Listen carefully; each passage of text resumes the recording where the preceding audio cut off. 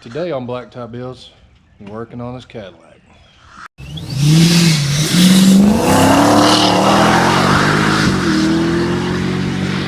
We're going to work on the transmission in this thing today.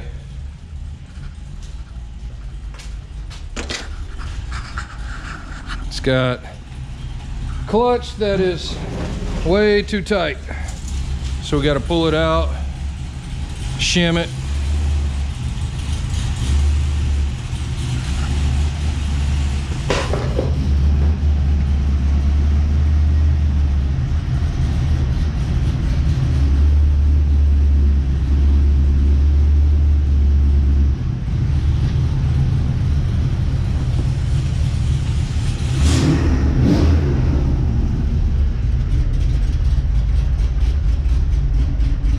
Listen to this thing. It's a good sounding Cadillac.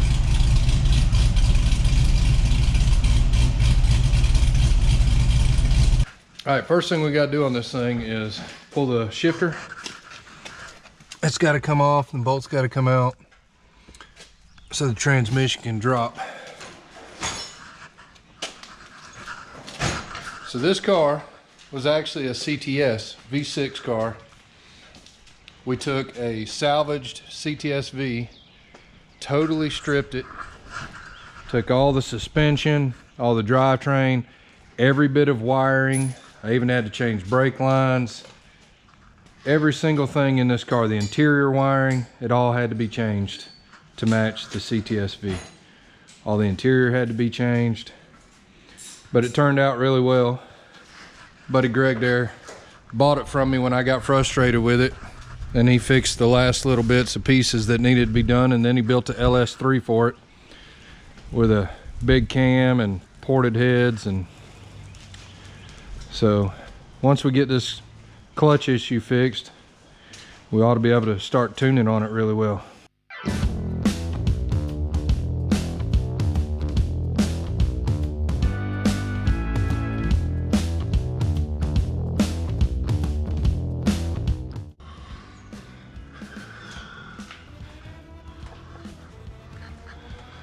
We had to notch that frame. These are 2-inch primaries rolling into, what are these, 3-inch? X pipe comes back down here, and then we still got to remove the stock mufflers and swap them out. We got all new axles for the back. That'll come at a later date. Greg's really done a good job on this thing. All right, so we gotta get the exhaust off, get the drive shaft off, pull the transmission, and shim it. Should be easy peasy.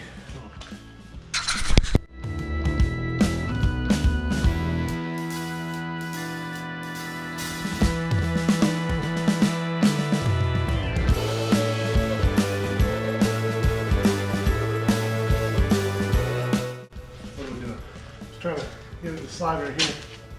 Hey, these are warm. Won't slide at all though. That's the problem. I can't even get them to. Huh.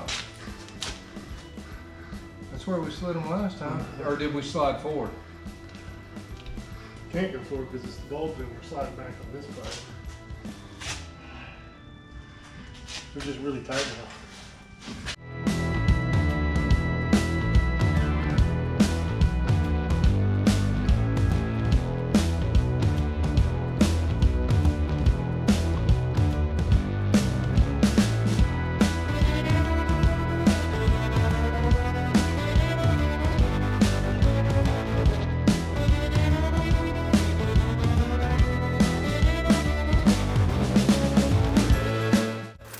All the ricers finally got enough money to buy a V8. They bought Mustangs. Yep, bought Mustangs and put ricer exhaust on them. They're probably better off staying with the ricers. Yeah, they won't crash into crowds.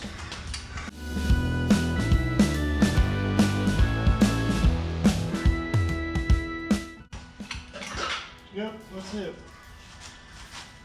We need to lower the car some or get some wood? I'm probably gonna put blocks of wood on it because Does yours look tall? It just really needs to balance transmission.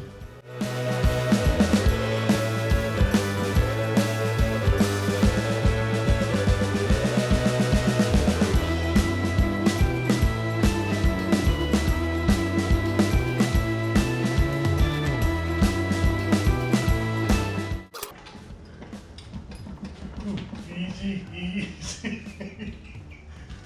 The whole car's moving. Is there still another bolt? I don't know. On the other top side? I don't think so. Okay, the transmission is loose.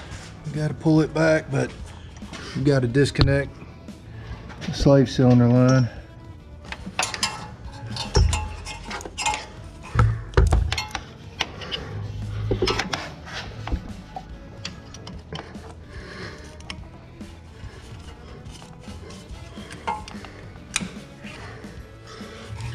Does it have a valve in it so it won't leak? Yeah.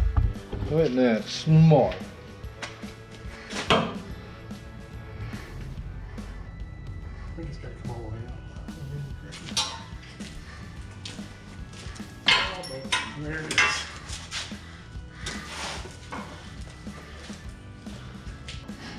I think we need to tighten this motor mounts up to keep the motor from wanting to tip. Got it. I mean, we had a whole transmission on it. I don't think it's gonna. That's true. I think all we gotta do is pull it back.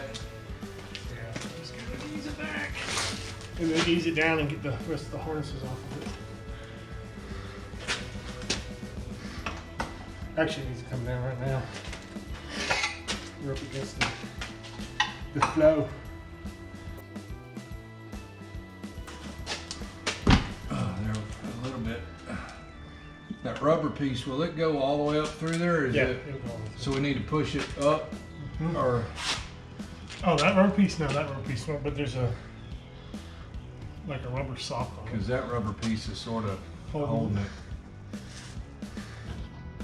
Well, pull the actual shifter loose. Crack those nuts and pull it Take loose. this take those two nuts off and let the shifter stay with the car, and then take everything else out with it. That might be the best plan of attack. There you go. There you go. Too big.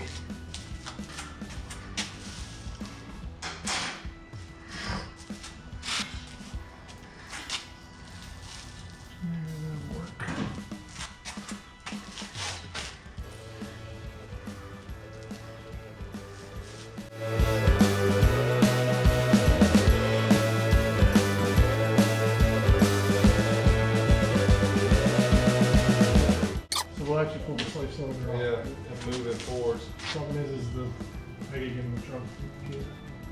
So you gotta put a flat edge here, measure it to the fingers, Yeah. and then measure from the face to the end of the there. Then you shim it. You have to come all the way to the reset. No. All right, transmission's out. Now it's time to measure, get everything right. Let's see what's in the boot. Ooh, that's not. Smells a little moldy. Oh, there's some bushings. Exhaust. Oh, that's starting to cry. How about that? Here it is. Oh, hold on.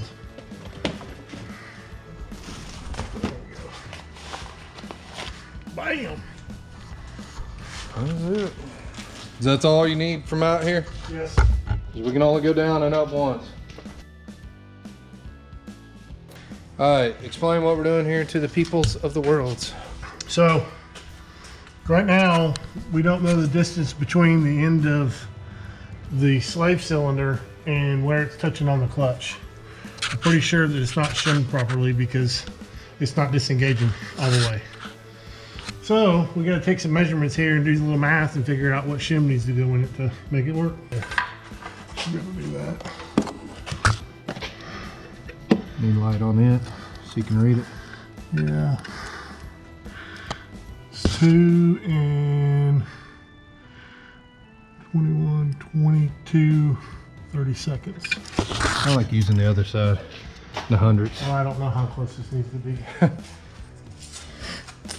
And then this one's got to be measured from here to there.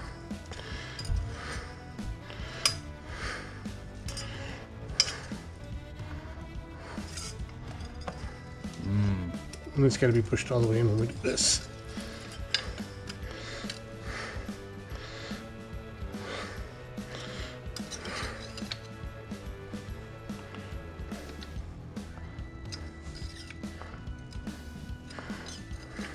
See, I accidentally burnt me. It's 2 and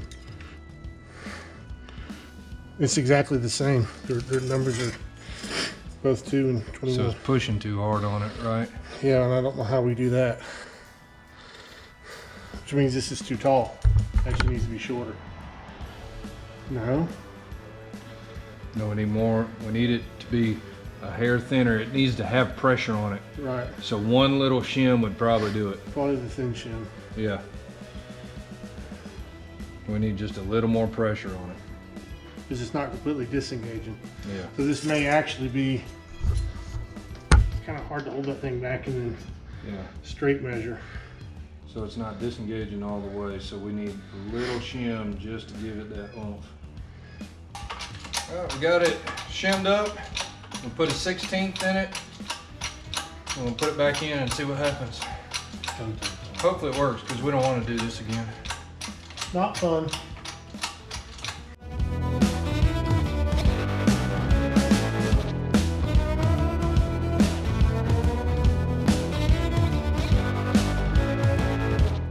Basically on the wood again. Yeah. We need to, I'm gonna hammer that wood back.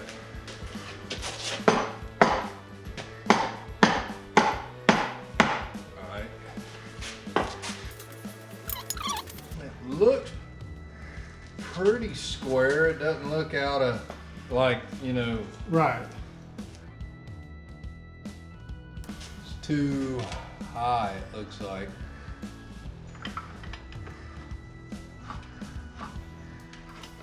Ooh, try that. It moved a good bit. There it goes. You're in. Yep.